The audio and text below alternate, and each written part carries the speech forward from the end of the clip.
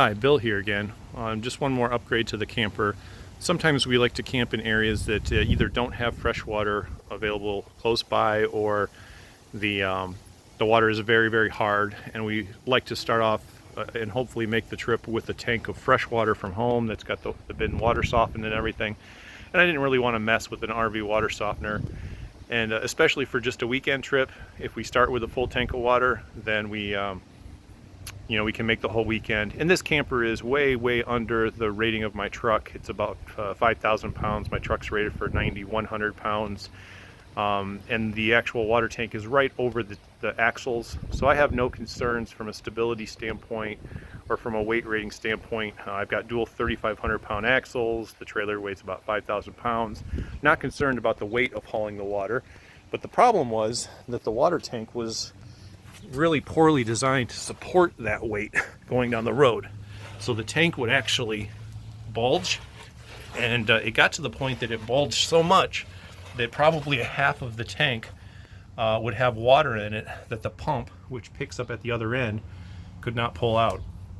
So what I ended up doing was taking the water tank and building a steel frame and welding it. I could have bolted it.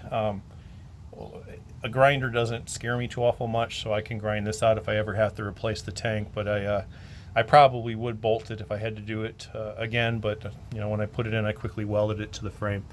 But this is just, again, relatively inexpensive L channel that I got from Lowe's or Tractor Supply, one or the other. And then I actually went and got some, I believe this was a PVC product, but I think it's trim for doing siding. And I actually layered it in there so that you can see it's doubled up down here, and then it gets single as you get closer to the end where the water outlet is. So what it actually does is it forces the lowest point on this water tank to actually always be where the drain is and where the water pickup is. So I no longer have problems with the tank sagging and having water that I can't pull out of the tank. And I also have very little water left in the tank when the pump pulls it dry. Again, this center section here, you can see where that center hole is molded. It kind of holds the two halves of the tank together. Before I did this, the center of that would drop probably 6 inches or more when the tank was full. And I suspect everybody with this style of tank, it's just a simple tank that's got a little molded in L up here that goes between these rails. If you look at it, you're probably losing a lot of water volume that you're not actually able to pull out of the tank because of sagging. This will stop it. And if you've got any friend that welds or anything, you can make one of these really quickly. And again, you can always bolt it on instead of welding it like I did. So that probably makes it a little easier for you. A couple of floor jacks to hold it up.